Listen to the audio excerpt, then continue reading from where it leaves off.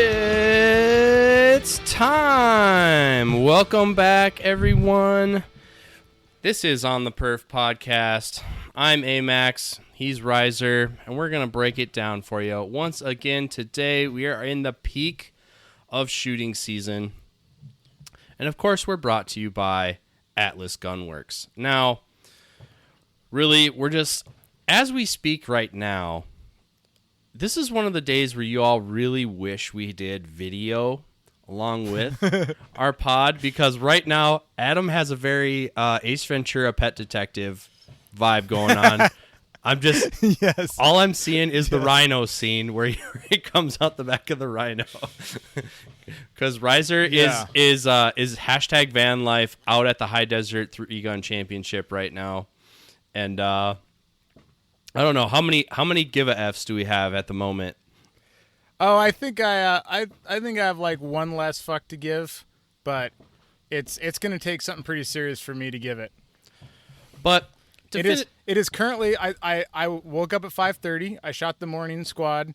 I'm sitting in my van. The fan is turned down as low as it will go because I'm sacrificing for you people out there to make sure that the audio is good and you can't just hear a fan in the background. It's currently mid-90s outside, and it's somewhere around that in the van, and I am shirtless. So that's what we're rocking. So for the Atlas Gunworks read here today, what is the Apollo update? Like, lay it on us. Real time here. Here is the deal. Real talk. I made the decision. You've decided. I've decided. So I'm shooting the Apollo at this match.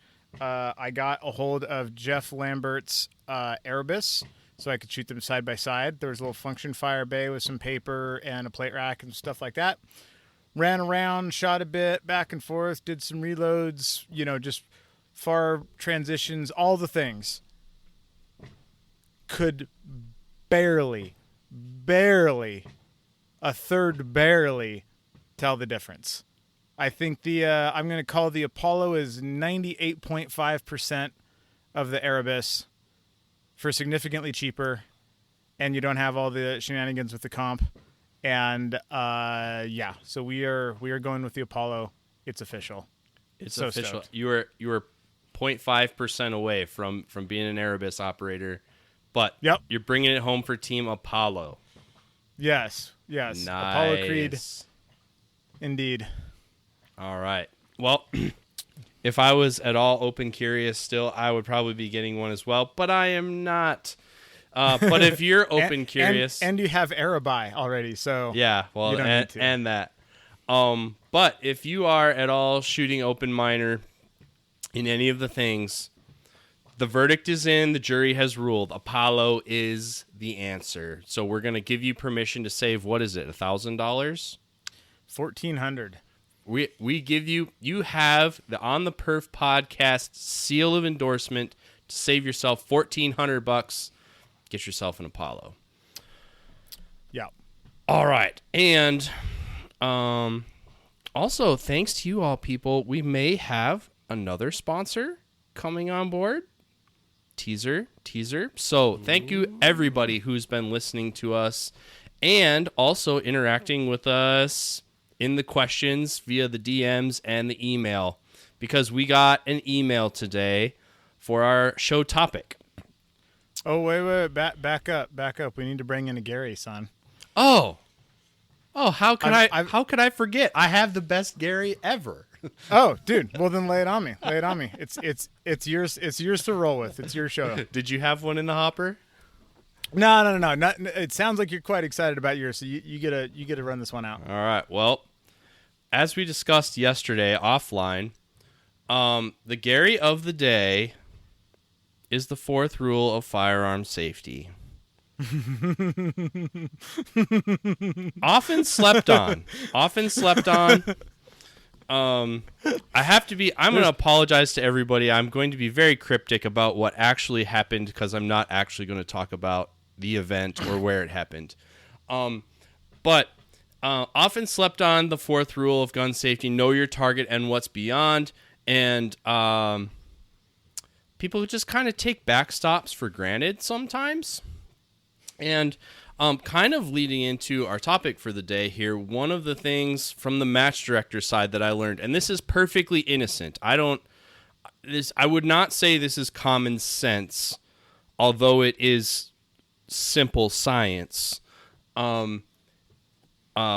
Bullets need something to catch them. They either are going to fly until they run out of energy, or they need something soft and absorbent to catch them.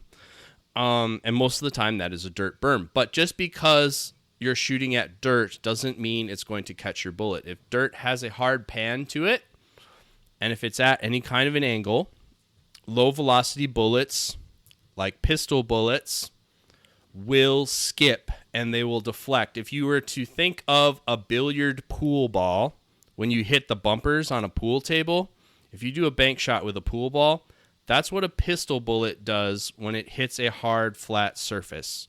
Think the bottom of a bay. Yeah, like the bottom of a bay, say a berm that has maybe like eroded quite a bit and washed out. Maybe it's got a little bit of a hard pan to it, or almost certainly the range floor. All right, so I was in a place where shooting was occurring. There were other firearms professionals there facilitating knowledge transfer. It wasn't them, but we were transferring knowledge, and it was super hot. It was super hot, so they wanted to be close to the permanent awning in the back of, say, a 50-yard bay. And so they moved the paper targets that they were shooting at, so they were about 15, 20 yards away from this awning. And so they were shooting at paper targets about humanoid height. And when the bullets would pass through, the bullets would, essentially, the angles they were at, the bullets would hit the range floor, probably, I don't know, good 10 yards in front of the berm, which led them to skip like a pool ball and come down other places where other people might be. And so it's aside from the obvious, it's dangerous because we don't want bullets going places we don't intend them to go. It is also big trouble for ranges. Most of the ranges we have to use are fragile in existence. Forest Lake Sportsman's Club, all right? Too many bullets leave the range at Forest Lake Sportsman's Club. They come down in a Cub Foods parking lot. That club will be shut down. Or something, other places. As time goes on, people build up around ranges. Bullets leaving the range is always a bad thing. So, Gary of the day, if you don't know your target and its backstop, you are the Gary of the day. And to stick with the vagueness, just want to say, Sunta makes a hell of a watch. Because damn. Yeah. Get you a Garmin. Garmin, that's right. Get you a Garmin, son. That thing might save your life. Uh-huh. All right. Jesus. But today our question comes from Bill Feigl. If I studied my German correctly, Bill Feigl. Apologize if that's not German, Bill, and you guys pronounce it some other way. But Bill wants to know, hey guys, can you talk a bit about the match from the perspective of a match director? Who knows, maybe it inspires someone new to put on a match. And he's got a list of things for us to talk about. Well, as a matter of fact, Bill, yes, I can talk about matches from the perspective of a match director. Yay! If you're new to us here, I am a longtime match director, both at the club, regional, and national level. I'm currently match director of Multigun Nationals for USPSA. If you're not signed up yet, go ahead, head on over there and get signed up. Yes, we can talk about matches from the perspective of a match director. How did I find my way to being a match director? He didn't ask that, but I'll just give you the short story. Where I come from in the upper Midwest, at that time, action shooting was very community oriented. Our local 3-gun match was absolutely flat the day of the match. It was expected that the entire populace of the club would show up an hour or two before the match and help set up, and the match would not start until it was set up. We would then have a shooter's briefing. We'd shoot the match, and then it was expected that you would stay and tear down. And it existed that way for a long time. And maybe to some extent it still does up there. But ended up when Forest Lake, before the part of Forest Lake that we now call Gate 3, any of the bays were there. That action shooting was very new to that club. I was just showing up early to help out. And you show up early enough to help out enough times, you just kind of start getting delegated to more and more often. And before I knew it, I was match directing events, and one thing led to another. Here we are. So I am, at this point, I've been match directing for over 10 years. And so I am in a position to talk about this particular topic. I also know many of the match directors around the country, past and present. I would consider most of them friends. I would hope they'd say the same of me. So yes, we can talk about this. Okay, so first question: what is the process slash timeline behind the scenes to even put on a match? Well, that depends on what type of match you're talking about. Actually, right now we're in midstream of right before we hit record here. Tamfo Tim just got to my house. He's here to help us put on the Wisconsin State sectional match. And so how long it takes to put on a match kind of depends. If we're talking about a club match, I would say the time commitment there is probably, it's going to be your spare time, whatever spare time that is, but the spare time that people use for shenanigans / hobbies. It's going to be your spare time for about a week. Just the week before. In that, people signing up, people withdrawing, people asking questions, planning stages, and then the setup process, depending on how many stages it is, it really depends on your venue. Most of the time, like our club matches probably go up, the ones that I'm exposed to, they probably involve about, 2 hours of setup from flat to kind of ready to shoot. I would say we average about 2 hours for a 3 or for a 4-ish stage match. And that's for all the local crew coming out and putting it up in the morning, right? Yep.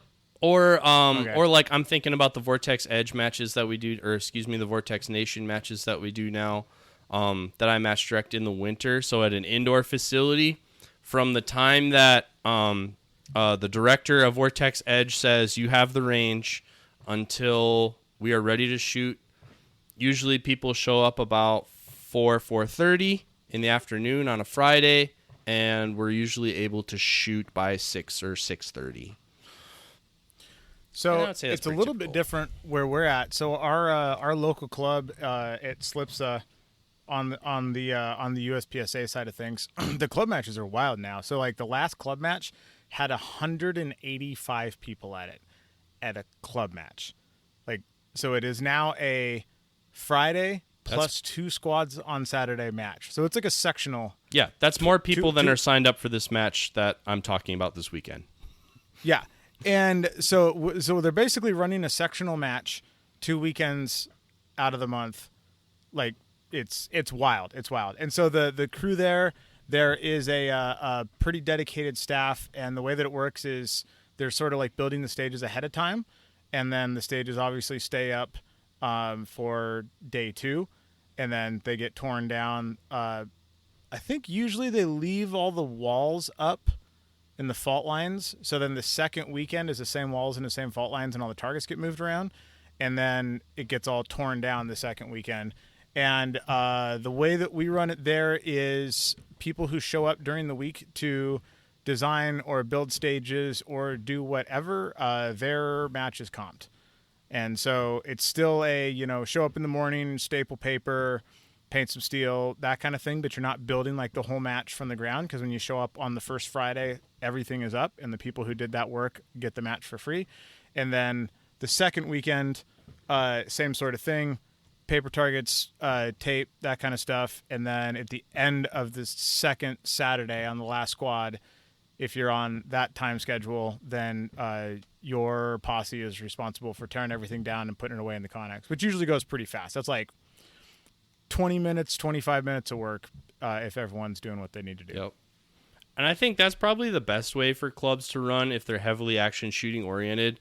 Like my local club, my local outdoor club, pretty much stages stay up in the USPSA area. They stay up all the time. And then the group kind of, I would say they almost like tear down and reconstruct one every week or every other week.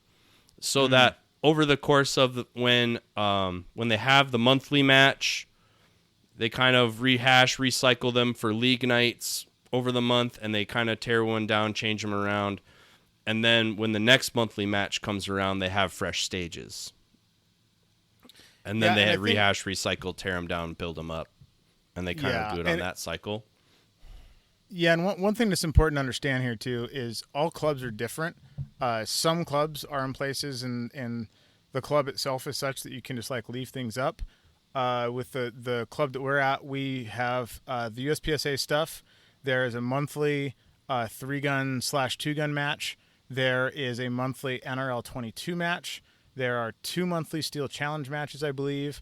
And there is at least 1, if not 2, maybe even 3 monthly Cowboy matches. So everybody's kind of sharing the same bays. Everybody sort of, would prefer that their stuff just stayed there. But, compromises have to be made. So there's been a lot of very careful scheduling to make it as easy on everybody as they can. And for the most part, they do a pretty darn good job there. Yeah. And, like, the heavy lifting part, the part that really burns people out is, like, elaborate activators or constructing walls, putting up or moving around walls and barrels. So like when I say they recycle the stages, they will, we have soil here, so they will T-post into the ground some walls, and then as they quote unquote recycle those stages, they're going to move the targetry around, mix in partials, mix in no shoots, maybe move some steel around. The actual presentations are different, but they're getting a few different looks off of one quote-unquote build for a wall setup, and that's what burns people out. When I talk about, I jokingly say I got fired from stage design, but really I burned out on it when I was in Minnesota. At the peak of quote-unquote peak of my match directing career, I was putting on 33 events a year. I'm out of ideas. They're just gone. Like I can build on somebody else's idea, but I used to joke, I still joke, my nightmare is a completely flat, empty bay and Cody West and Connor Spieth standing there with their gloves on saying, okay, what are we going to build? Like that'll make me wake up in a cold sweat. So I think maybe it's our German / Scandinavian heritage up in the upper Midwest, but like the way those clubs are, everything has to be torn down and put away. Now that range also is heavily rented out by law enforcement throughout the week, so you can't just kind of leave stuff up because they're renting it out to other people who don't want your stuff there. But being able to recycle a set saves a lot, or it's a much better investment of volunteer equity. If I am a champion of anything, it is being responsible and being a steward of volunteer equity, all right? Because it is hard to get and it is a shame to waste. People burn out quick if you use it too fast. So on a local level, back to the question, what's the timeline for a local match? I would say it's about a week. It's going to take up your spare time for about a week. For a national level match, which is probably what he's talking about, that's a bit more involved. I don't really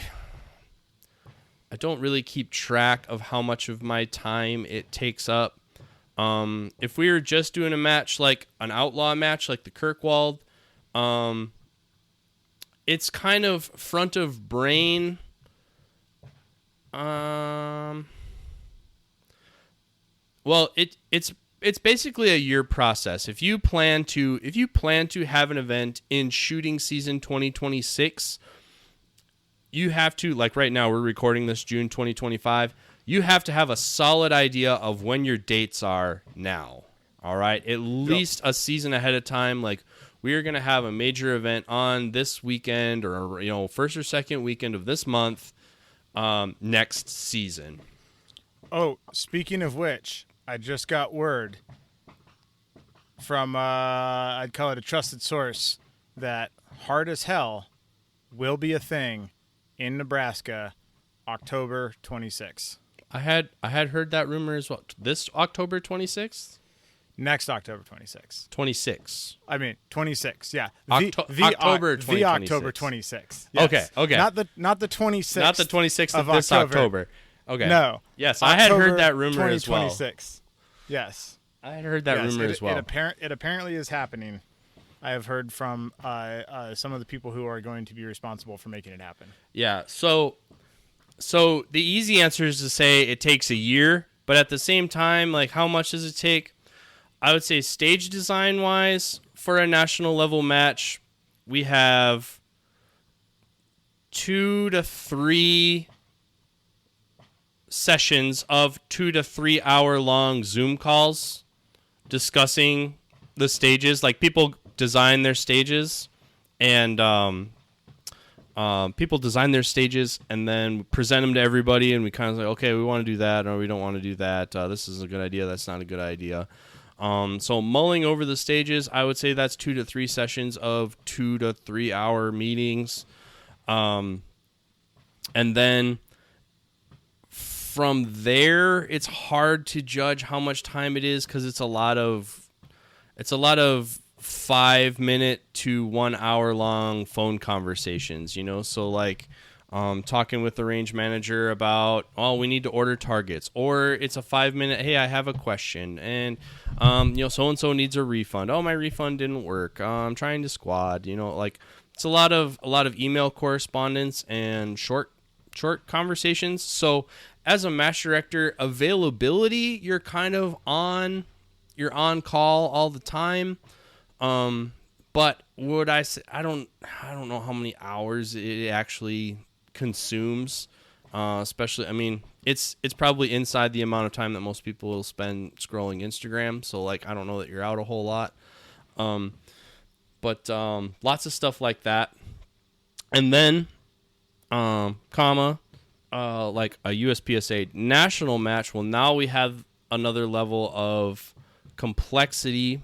I don't like that word, but it is kind of, because I'm putting that match on, I as match director, am putting that on under license. So it has to conform to their system. It has to conform to their rules. So they have requirements about the stages have to be submitted X amount of time in advance, depending on what level of match it's at. Those stages have to be approved. It sounds more intricate than it is, but they want to make sure you're putting on legal stages that reflect the flavor of their brand. All right, so you got to have that stages instead of figuring the stages out 60 to 90 days in advance. The stages for Multigun Nationals are decided in February. All right, and we have them posted, or we work on posting them. So there's that. By default, I ended up on the rules committee. Well, we had a multi-gun committee for a while. It's kind of inactive right now, but there was a multi-gun committee for a while, trying to revamp all that stuff. So that's another quarterly Zoom call meeting that you sit on for an hour or two. It's probably more like 2 or 3. And then, changes to the rules. I'm on the rules committee. All right. Rules committee. That's another few hours, a few times a year. So it's kind of scalable. I don't think it's a big bite at any one time. It is lots of little bites throughout the year. By the time the match is actually happening, if you've done your stuff all out the year, you could very easily just be on a squad. Like, by the time people show up and start shooting, the job of match director is pretty much over, unless you're firefighting.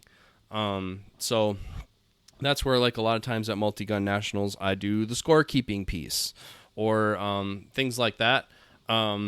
Because the job of match director is pretty much done by the time shots are fired, and at the bigger events, it's kind of in other people's hands, and you've delegated stuff out to a team of people. But as a project manager, it's kind of front of brain or lingering in the background for a year if you're going to do a major match.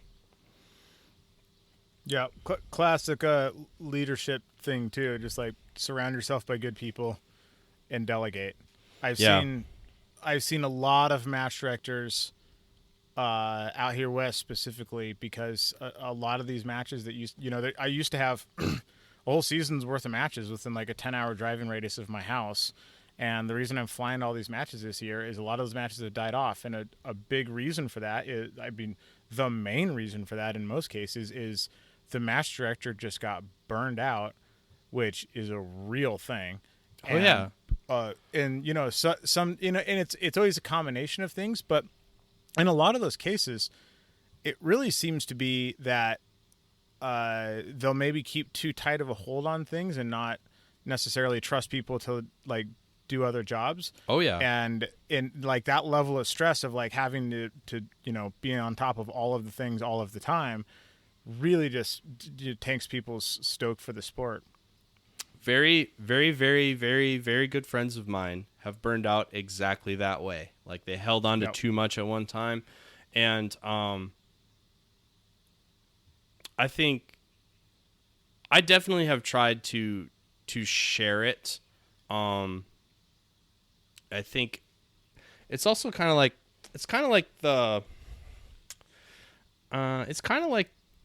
I picture the military system. I wasn't in the military, but my understanding of it, like you come in at the bottom, you kind of do a tour as a grunt, if you will, and then you promote up.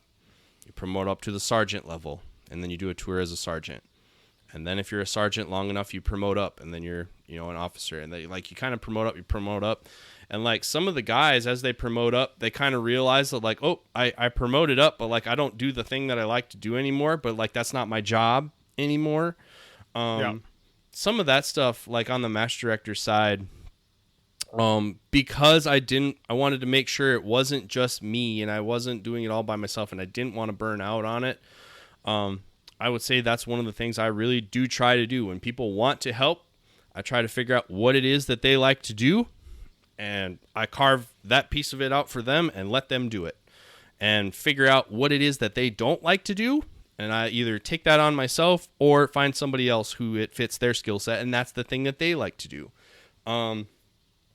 Like good example would be the scorekeeping for the IPSC shotgun match. All right, I don't like keeping statistics, but I wanted them posted. Turns out Cody West likes keeping statistics, and he's got a little spreadsheet. He's got a whole system to do it. It's like, thank you, Cody. I was like, hey, there you go, buddy. And Cody was all about it, and now practice score is like, we could do something like that in practice score. DJ's been blowing me up all day talking about how practice score do that. It's like DJ just hit me up too. Apparently, as far as I could tell, he listened to episode 26. I don't remember what we talked about there, and he just wrote "fuck mulligans" in a text. And so I'm like, yeah. So I have the feeling we're about to have a very long conversation. Yeah, but it is delegation. Find somebody in your crew that a task touches their tism, right? Yeah. Like Cody's a perfect example. Like, he loves numbers. He's a numbers guy. Sweet. You are now in charge of stats. There you go. Yep.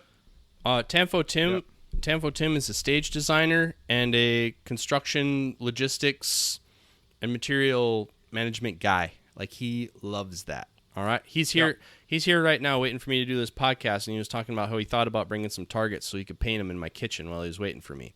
Right? That's the kind of guy that Tanfo Tim is, all right? Did you explain to Tim that spray painting shit in the kitchen is a really bad idea? He didn't actually try to do it. So okay, it's delegation, because if you do try to do it all by yourself, you will burn out.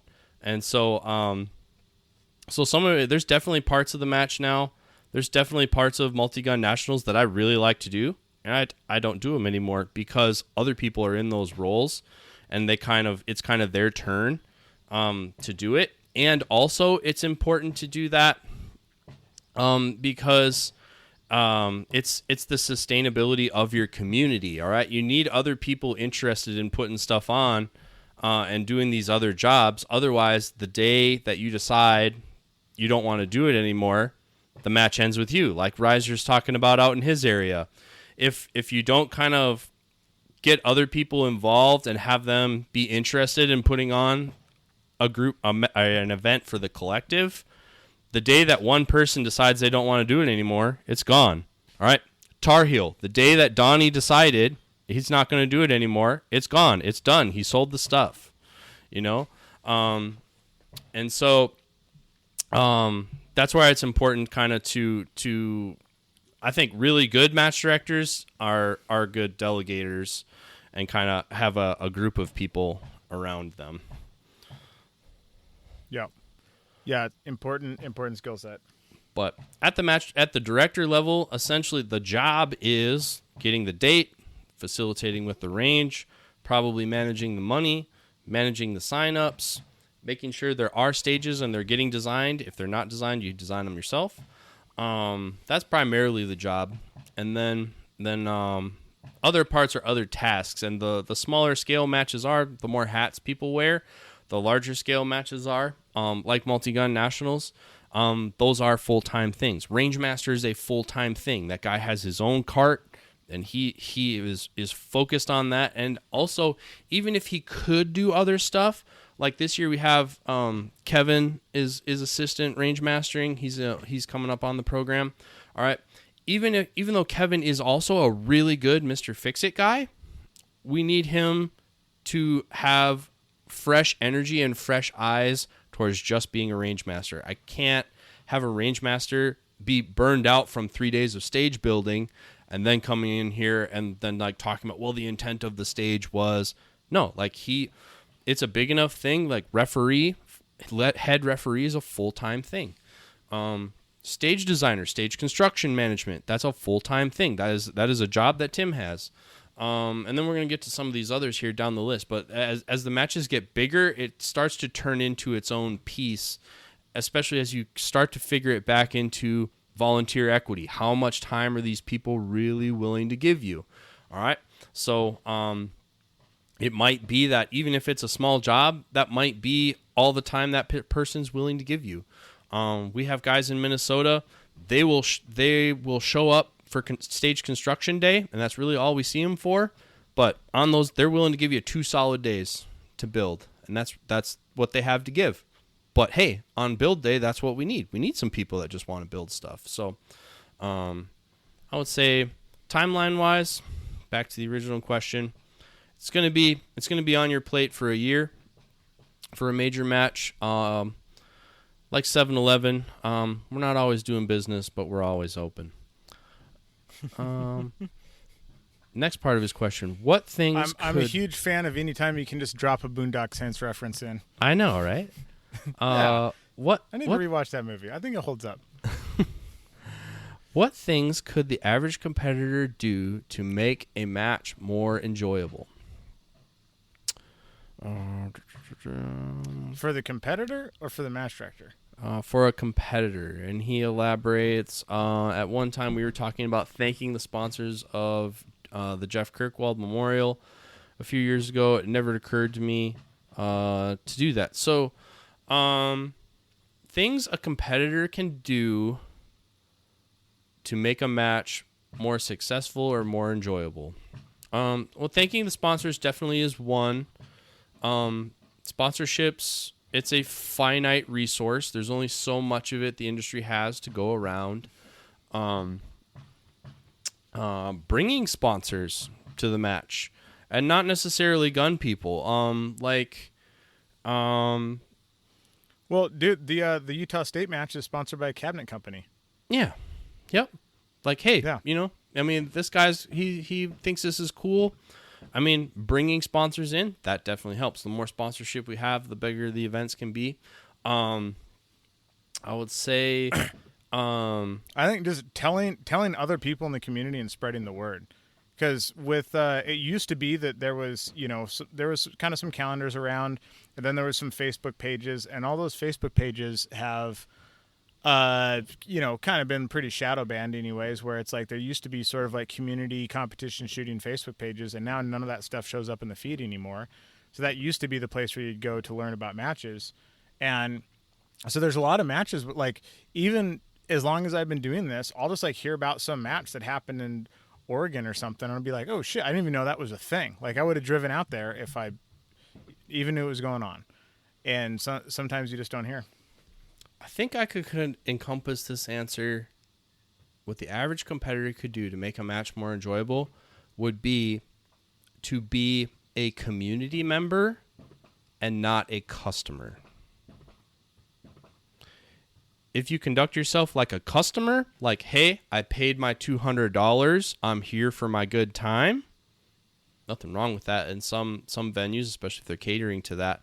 But, if you're interacting with ROs like they're employees of the match and you're a customer from the competitor's standpoint, all right? Yeah, that never ends well. That's different than, hey, I'm part of this community and you're part of this community and we're kind of collectively here at this event today. Like, it's more of a synergistic relationship. So if you're more of a community member than a customer, all right, that's resetting. All right. If you're like, hey, we're all here together and like everybody has a better time if we all reset, because collectively, the more we all reset, the less any one person has to reset. Oh my God. I mean, that's maybe my number one thing. Like if you are shooting and you are not doing your part resetting, everybody on your squad hates you. Yeah. Just be aware of that. If you've been around for a long time and you're not willing to pick up the tablet, right? Like the tablet, running the tablet's pretty easy. You all have iPhones. You can do it. Or unless you don't, but you have a smartphone. And another thing on the RO too is you need to understand, like, chances are that the RO that you have on whatever given stage was likely part of the build crew too. Like, we're in Parma right now. Almost all of the ROs have been here since Monday. Like, they built the match, then they shot the match in 100-degree heat, and now they're sticking around for 3 days to be an RO. These dudes are on like day 5 of super tired and super hot. And if they're a little short, there might be a reason for that. Like, just cut them a little slack, Yep. But like, I think if your perspective is you're part of a community, and communities have, there's large roles and small roles to play in a community. Honestly, the thing that grinds my gears the most about running the Vortex indoor leagues is people leaving trash when they go. Like, just half-drank water bottles, the short strips of pasters, the backers of the scraps left after you use the pasters,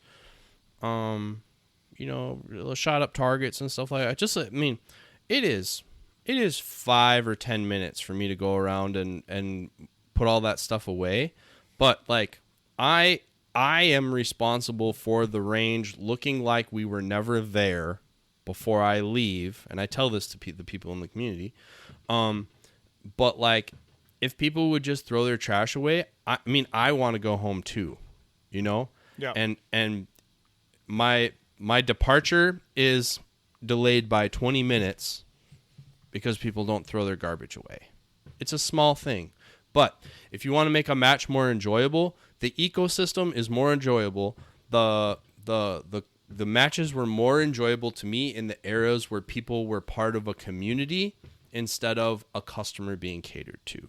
Now, from the match director side, I look at them as customers, right? like we're trying to bring people to our match. We want them to have a good time. But from the competitor standpoint, you want to look at it as being a part of a community, because the 3-gun community, the action shooting community is small. And as a segment, the 3-gun community is even smaller. Yeah, 100%. 100%, no doubt. How important is ROing/volunteering at matches? What else can people do to help if they don't feel comfortable yet running a timer? very important. This sport would not be a thing if it was not for people volunteering to RO and staff matches. So, if you're not cool running a timer, that's fine, because there can be some moments where you kind of have to know what you're doing. Literally everything else is on the table. Even running the tablet. If you're just like, hey man, I'm new and I want to help out, and you grab the tablet and you're like, I'm not sure what to do, somebody there will know, and they'll be able to explain it to you, and they'll be able to check your homework at the end. Like, hey, this is, what I got, those Charlies and this Delta and that mic, and this is the time. Like, did I do it right?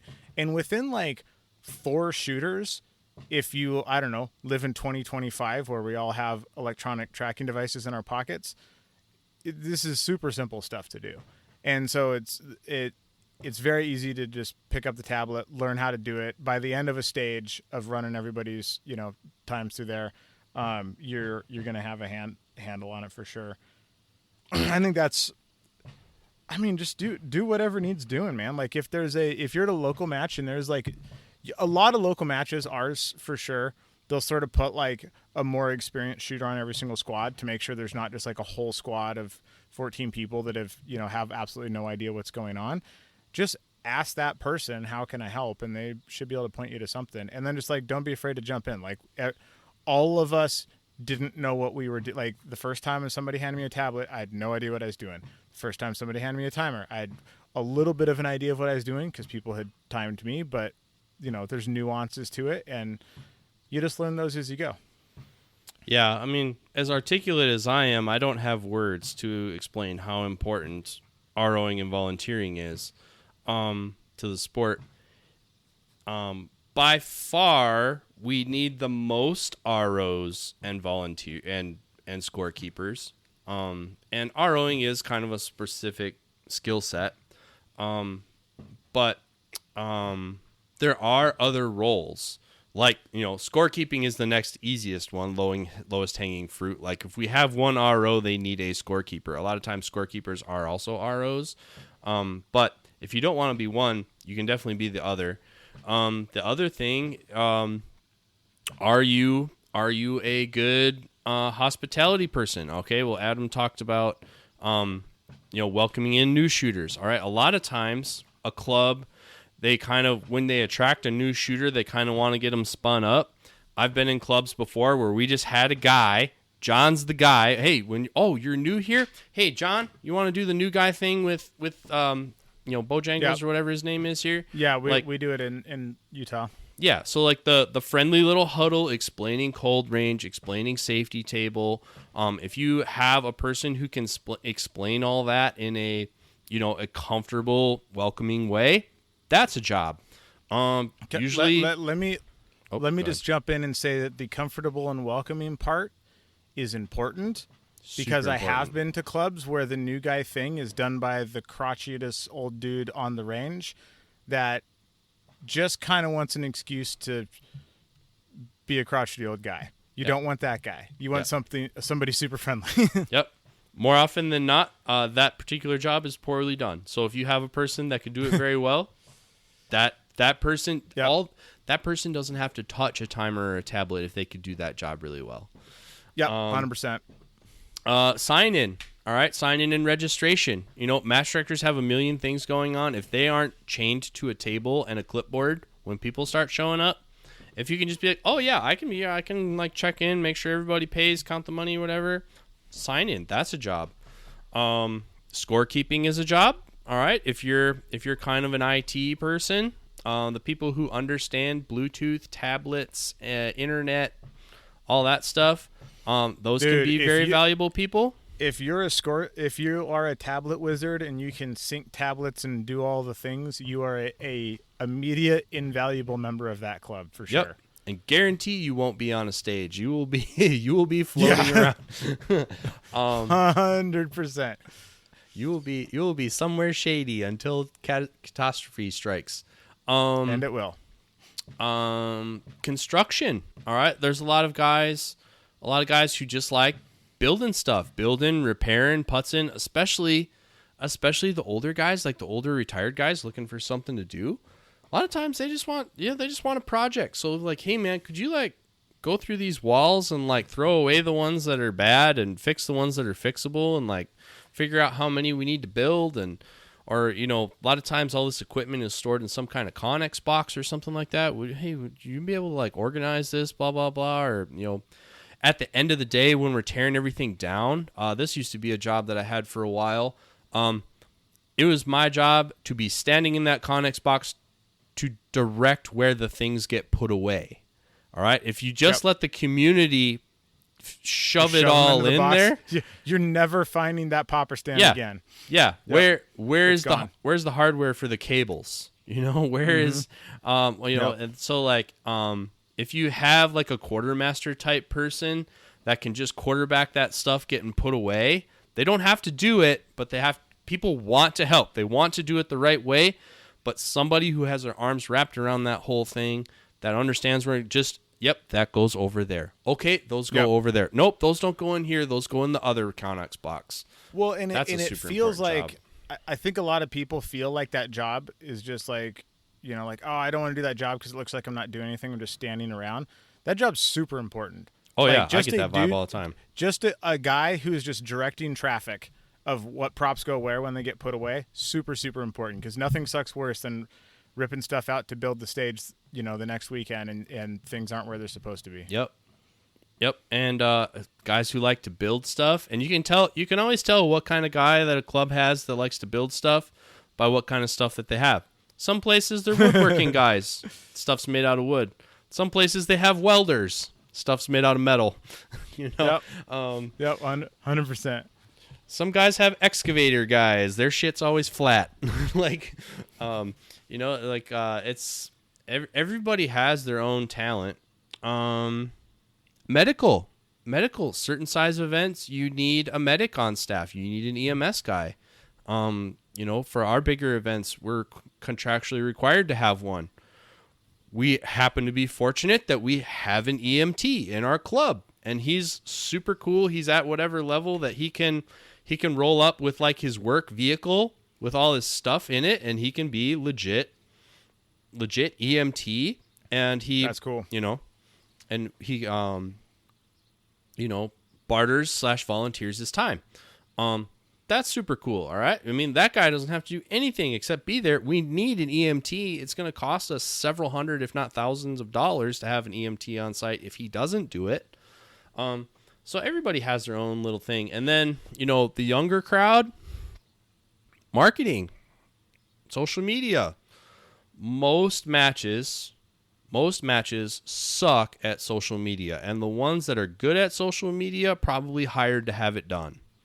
So, but like there was night and day difference. Like our local club, our local Tuesday night, there was a distinct flashpoint before and after when somebody decided to do a Facebook post on the club Facebook page.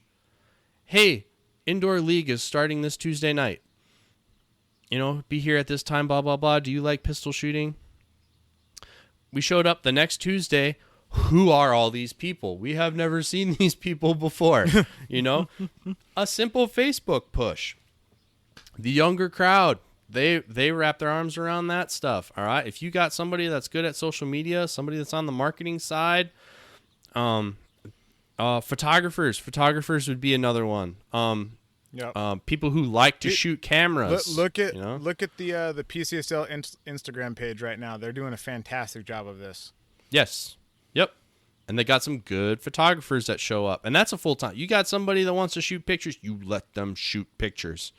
The ones that are good at it are really good, and that's very important for growing the sport and growing a match, because back to like the sponsorship side, sponsorship is a marketing spend. It's not a donation.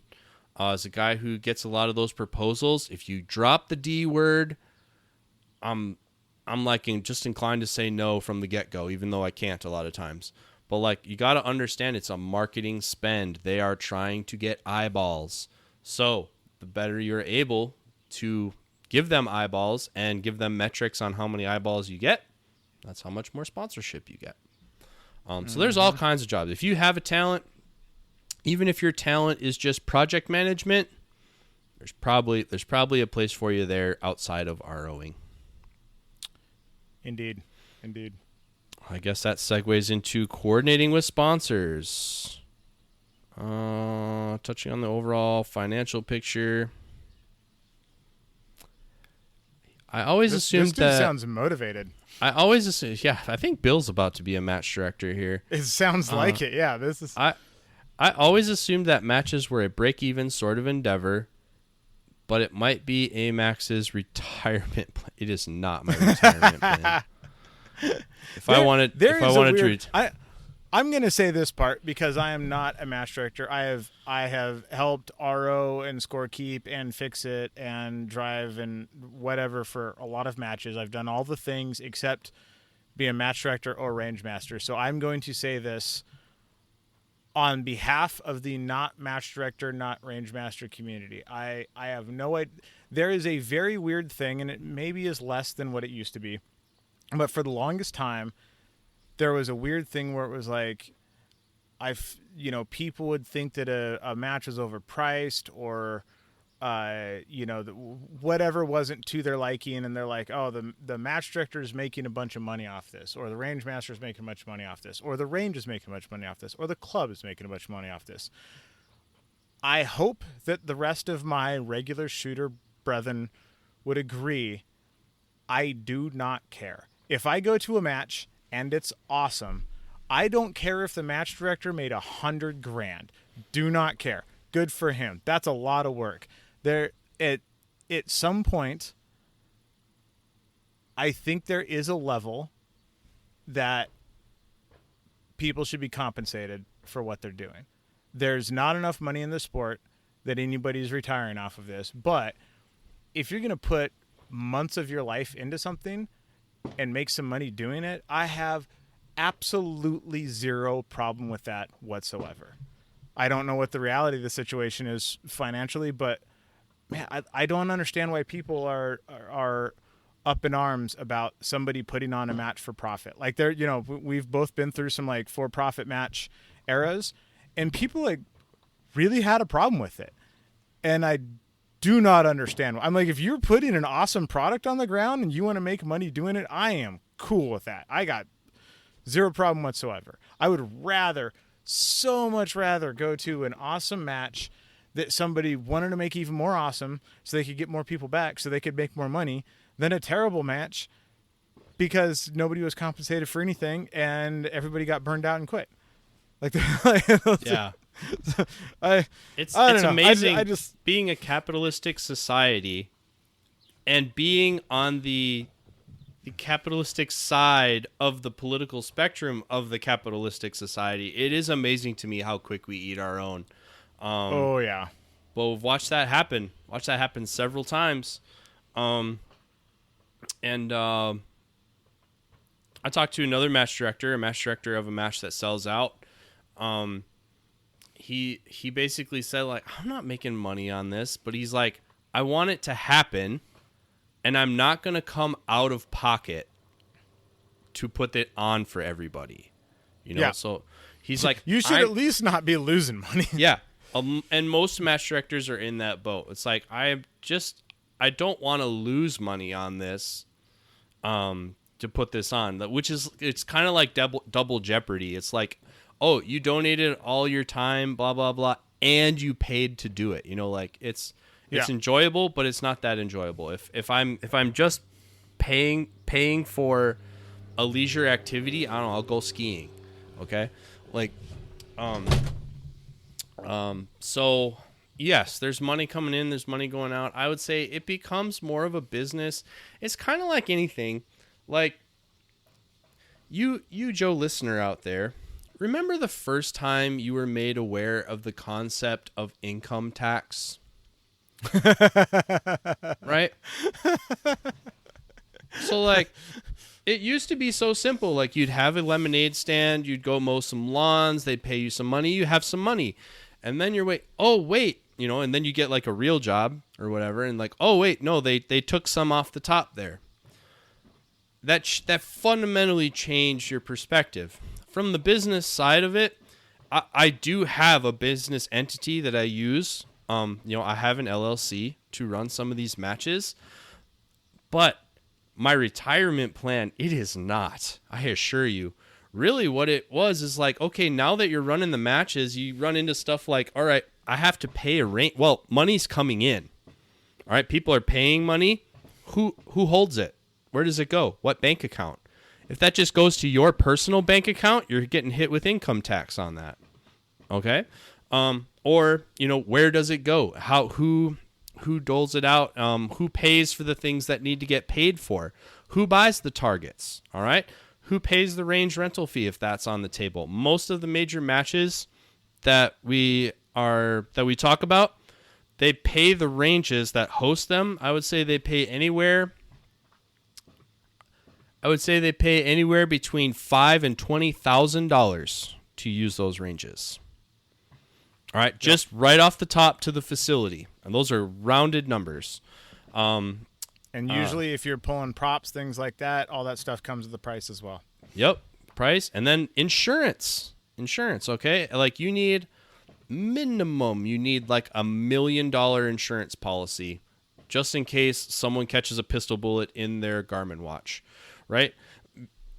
It's legit. Like there's like, it's all of a sudden it's like, okay, it went from, all right, we're just having a fun event and everybody's getting together and we're kind of pooling some resources to like, yeah, this is actually a thing now, and you have like some grown-up responsibilities for doing it. And so like most of the entities around that are actually making profit, like I would think if for as much work as it is, I just described how you're basically on call for a year. Like if you're not currently involved in a match, if you were going to do something that you were on call for all the time, would you expect to be paid for it? Probably. I mean, volunteer firefighters get paid. They're volunteers, but like if they go out, they get paid. And so like I would say the people who are getting paid at best, we're really just trying to set them back to zero. So like all the ROs at Multigun Nationals get a little bit of per diem, but it's really structured around, hey, man, you shouldn't have to come out of pocket for the gas driving back and forth because we need you at the range every day for a week. That's really what it's scheduled around. More so than I don't necessarily agree with, oh, you have an all expenses paid vacation to Florida because you worked a match. I mean, I think the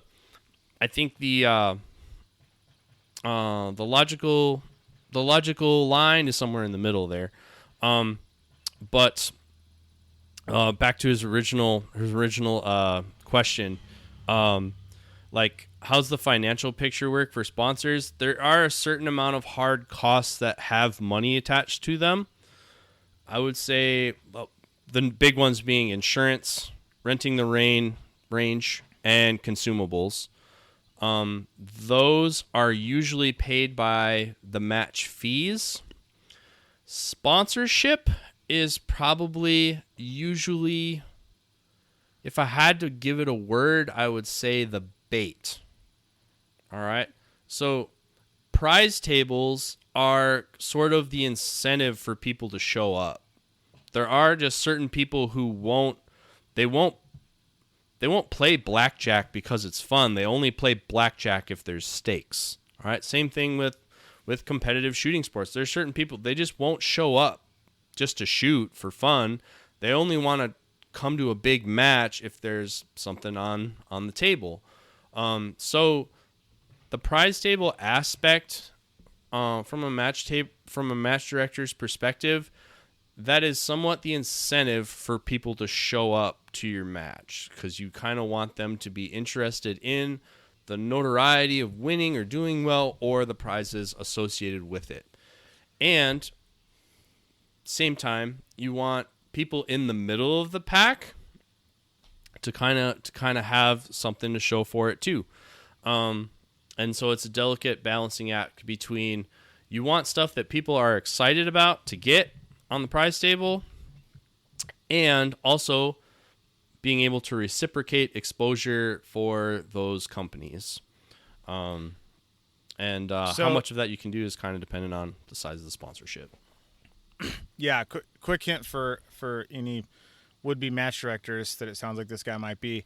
As a person who used to work for a company and was responsible for making the decisions to put things on prize tables at matches, sponsors do not like blind prize tables. A prize table where it is in another room or somewhere where you can't see it until your name is drawn and you walk in and you pull something off of it.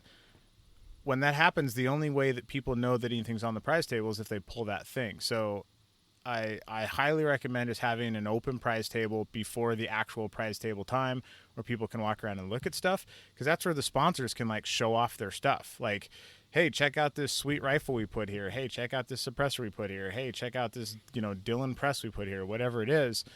If it's a blind prize table and the only person that knows that, I'll use a perfectly good example. So, Thunder Beast Arms sponsored a match. Buddy of mine pulled a Thunder Beast suppressor from it. The only reason that I know that Thunder Beast was even a sponsor of that match was he pulled his prize and he came, sat down next to me afterwards and was like, "Oh, dude, check it out. I got a Thunder Beast suppressor." Nobody else in that building has any idea that Thunder Beast even sponsored that match. And so it's like that. There's not a lot of value in that, right? It's like the only person that knows is the person who got the thing. They're probably not going to go buy another thing, but if everybody gets to see it, they get a little bit of exposure there. Well, and they also get to see a bit of the magnitude of support that sponsor gave. So, like, Texas 3-Gun Championship, it's like, whoa, Magpul really went hard on this match. Like, everybody got something from Magpul. There's Magpul everywhere. Whereas smaller level sponsors, you see it's like, oh, look at that. Okay. I don't know. Oh, Dylan sponsors. Oh, cool. Blah, blah, blah. That's good stuff. Blah, blah. So seeing stuff on the prize table is both exposure for the sponsor, but it also shows the competitors, a level of passion or commitment that sponsor has for the match. So yes, being able to see the prize table is a litmus test for both competitors and sponsors. Sponsors want to see that stuff. And I don't know if I doubt I'm unique in this, but I very much make purchasing decisions based off of support of the sport.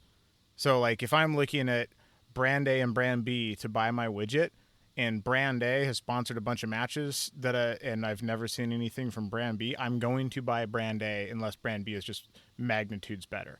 Like if I'm kind of choosing between two things, like that is my litmus test. It's like, do these guys support the sport that I do? Yes or no? And if one is yes and one is no, I'm buying the brand that supports what we do. Yeah.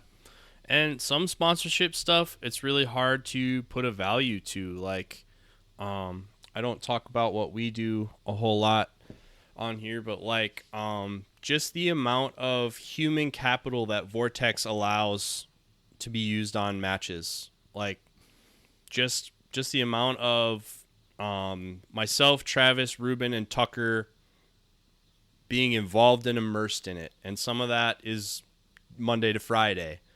I mean, how are you going to put a dollar value to that? I mean, my job is law enforcement sales. All right, match director / professional shooter guy is not a job at Vortex. Does not exist. So there's a lot of kind of intangibles involved as well. And so not all sponsorship takes form of product or dollars and cents. There's a lot of sponsors in the sport.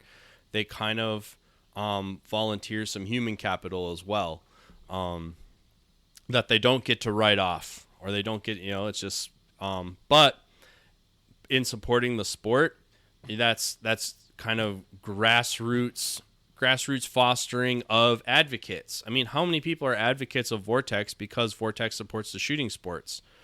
Not all those people are, they're still by percentage, a very small percentage of actual purchases, people buying Vortex product, but all those people at that match who are excited about Vortex, they all go back to their home and they're excited about Vortex in their tribe, the people that didn't go to the match and they've never heard of Vortex before, So sponsoring matches really creates advocates for the purpose of advocacy. So there's all kinds of stuff you get out of sponsorship.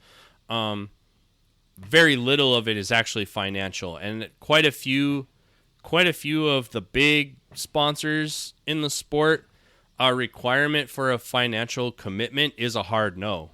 They just won't do it. Or there's very little of it to go around compared to what people think. And it's somewhat of what poisoned the well around some of the other for-profit ventures that have been in the past. Yep, 100%. But I'm not retiring on match directing. That is adorable. To retire, I would quit 3-gun and spend more in my 401k. Well, you could just quit 3-gun and stop buying ammo and just retire off of the savings. Yeah. Yep. I'd just, start mining Bitcoin or something. Yeah, this is not a making money sport. If you absolutely crush it, you can kind of break even on a match weekend. That's about it. All right. Pie in the sky dreams for match improvements, custom targets, multi-range match, dedicated resetters, etc. Wouldn't it be cool if... Ooh. Okay, I have a couple while Riser thinks here. Some of the people who have traveled to international IPSC stuff, they have electronic scoring. Super expensive. Those sports are funded by oligarchs in those countries, not normal people like they are here.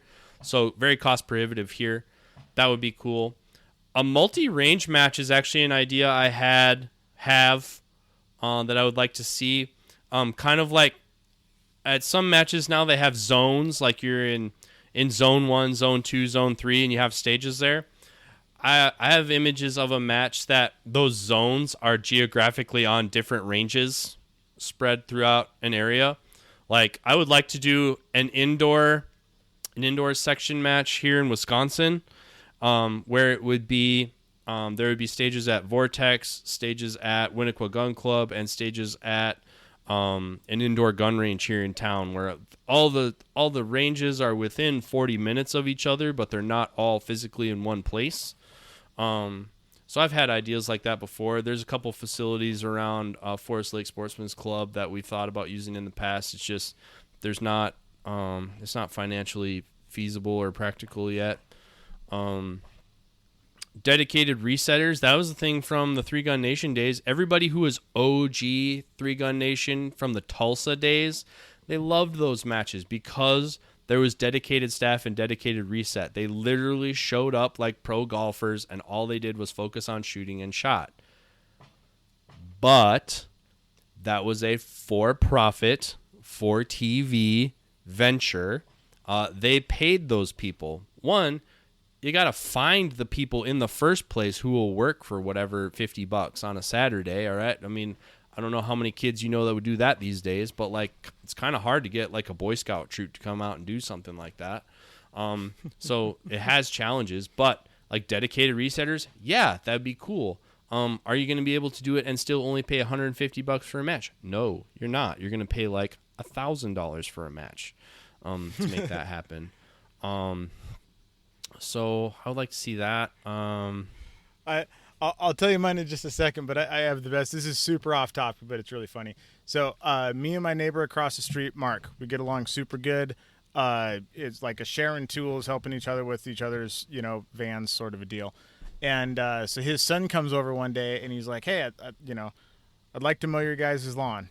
Like, what'll you pay me? I'm like, dope. So I, gave him some amount. So he's been mowing the front lawn. At the time, the back lawn was jacked. Like, we just kind of let it go. It gets sun most of the day. You can barely water it enough to keep it alive. And we were going to have to re-landscape the whole backyard. So we were just kind of letting it go. And then it came time when we were going to have to dig up the backyard and re-landscape it. And the grass up back there was like waist high. It was heinous. And so I was like, hey, today I'd like you to mow the backyard. Go take a look. Quote me a price. And so he walks in the backyard and he like looks around and he comes back out and he says kind of sheepishly, he's like, $50. I'm like, all right, sounds good. And he was like kind of surprised. He's like, oh, wow, awesome. And so he goes and grabs his mower and he goes back there and starts mowing. His dad comes walking over. It's probably like a couple hours later. And this kid's just going to town in the backyard. And his dad comes over and he's like, how's my boy doing? He's like, he's learning an important lesson about underbidding jobs. He comes out and he's like, I should have charged way more. Like, yep. Like, respect your time, son. But my pie in the sky thing, a lot of my pie in the sky things have actually all been done at different matches, honestly. Like, I really like PCSL for a multi-gun match. It's super clear just what to shoot with what guns. The like brown paper and blue steel is pistol, white anything is rifle, gray is shotgun, and it's just super obvious what to shoot with what. So your stage description is just like shoot the appropriate targets from the shooting area, or like you guys did at Multigun Nationals, where it's like, oh, if it's an IPSC with black around it, that means it's pistol or slug or whatever it happened to be for that kind of thing. Where it's like it's super obvious up front, and I'm saying that because I'm in Parma right now. And you know how Parma goes, where the stage descriptions are like 12 paragraphs long. Slurps, and slurps, and burps. What are we supposed to do here? I have no idea. And so just that like clarity throughout the sport, and to expand on that more, I understand what a pie in the sky dream this really is, but a unified rule set for 3-gun. If I could just like hit the magic button and make whatever happen, that would be the thing. Every match you go to just has the same divisions, the same rules. A perf hit counts this way across the board. Calibration counts this way across the board. Whatever it is, just the same rule set everywhere, so you don't have to relearn every single match. God, I'd love that. Yeah, but that's the number one reason that I got involved with any of the USPSA stuff to begin with, and it hurts a little bit every time anyone says they want that and they want it outside of USPSA, because like it's just like that's what we're doing here, And if you called it something else, guess what? People said the same thing when there was UML. They didn't want to be a part of UML, and they said the same thing when it was 3-Gun Nation. They're like, oh no, we want run rule set, but we don't like 3-Gun Nation. It's like, okay, well, are you just contrarians?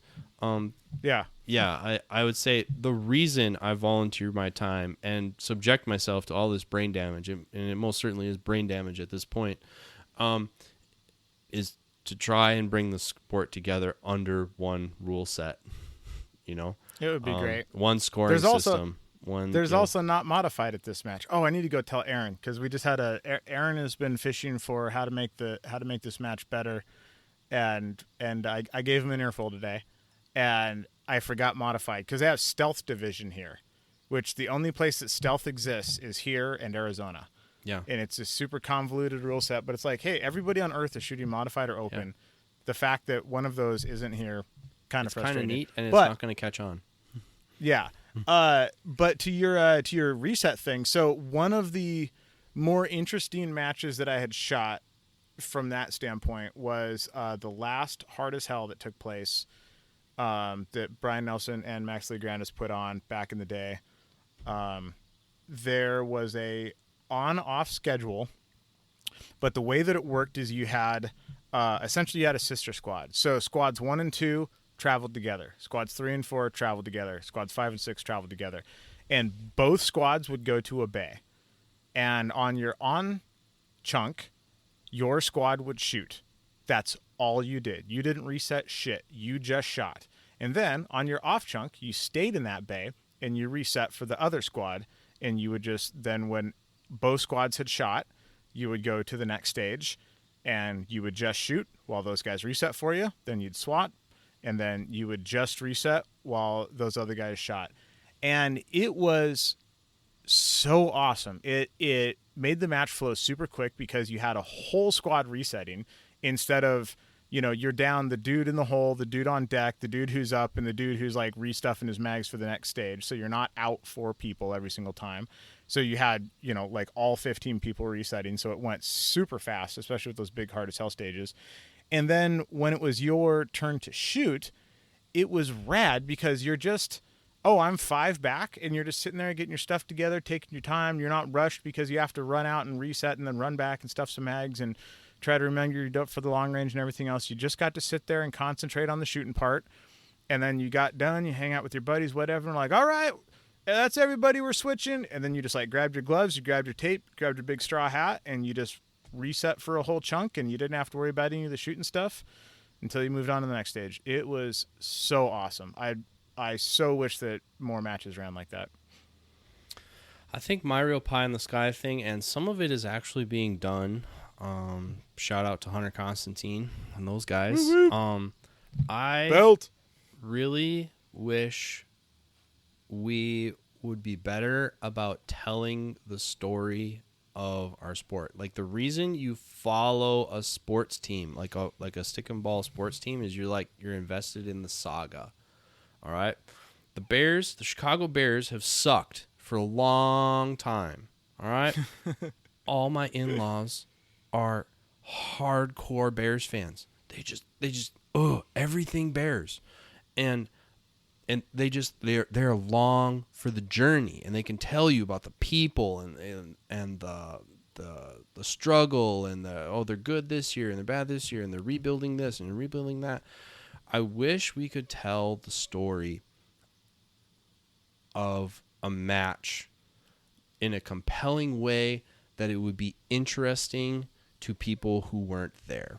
And the quintessential way to do it is the way that Drive to Survive did it with F1. Does it with F1. Yep. All right? Like, I'm a motorsports fan. I did not care about F1. Do not care about F1. But I will watch every episode of the show. Yeah, they're great. Right? Yeah, Right? I watched don't even care one about the episode racing. and I was like, oh, I guess I'm an F1 fan now. Like, yeah, I don't even care about the racing. I just want to watch the show because they tell the story, and I guess that's what bums me out the most about Three Gun Nation being gone is, like, we were so close to having that. Like, if Sandy Hook wouldn't have happened, I feel like our sport would just be so different today. Well, I mean, the contracts were signed. Like, it was going to be on CBS Sports. Yep. Like, Three Gun, for all of you youngins, Three Gun was already contractually going to be on network television. Yeah. The teasers are still up. Like, go Google, look, search on YouTube, Three Gun Nation, St. Augustine, Florida. Like, that first, like, musical like, kind of like trailer video they did for the sport in the rain, you know, where, like, they had the fire shooting out of the ejection ports and stuff, and they had the targets. That was really good videography. Yeah, it was super high definition, slow motion photography.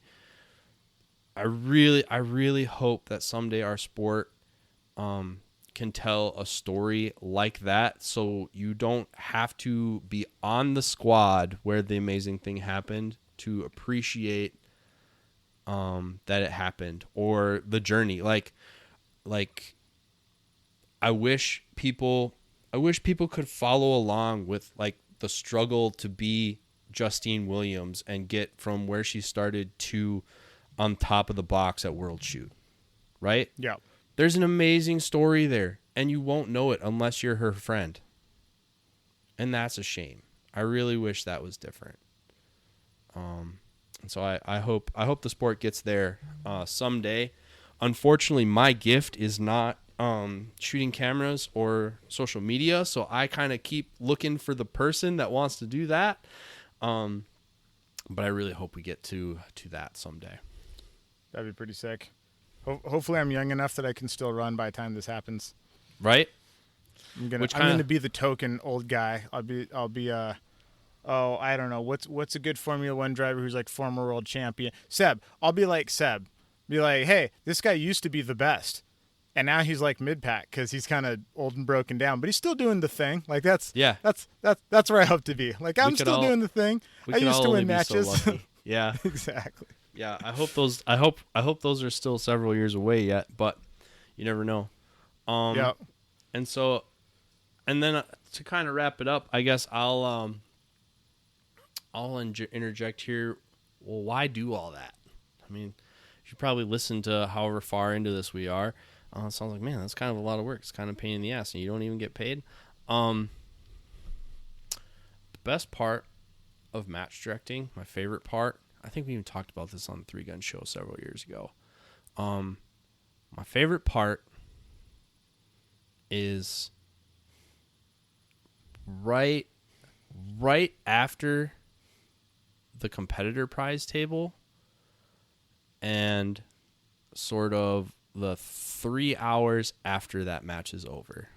Like, the pay value to do it is how happy everyone is, how special those events are to everybody, how connected we are as a community. I mean, it's a microcosm of September 12th, 2001, right? Like we're all three gunners. We all survived it together. You know, we all have our stories. We're laughing, we're crying, we're, you know, all that stuff. I'm drinking whatever champagne is left over after they sprayed each other. Like, it's just the best. And so, like, I mean, that's really how I got, you know, the second biggest reason I got hoodwinked into doing this USPSA stuff is because, like, I didn't want it to stop. Like, as much work as it is to put on the events, it's so special to so many people that I don't know that I could quit if I wanted to, because I would just feel like I was letting so many people down to pull the plug on it. So I hope, my dream, to get to your retirement question, I hope, not financially, but I hope to build the sport and to build this community to the point where I get to retire from being a match director. That somebody else is like, you know what? I got this, you know? And I can just go back to holding a timer, reading a clipboard, maybe even just being a competitor.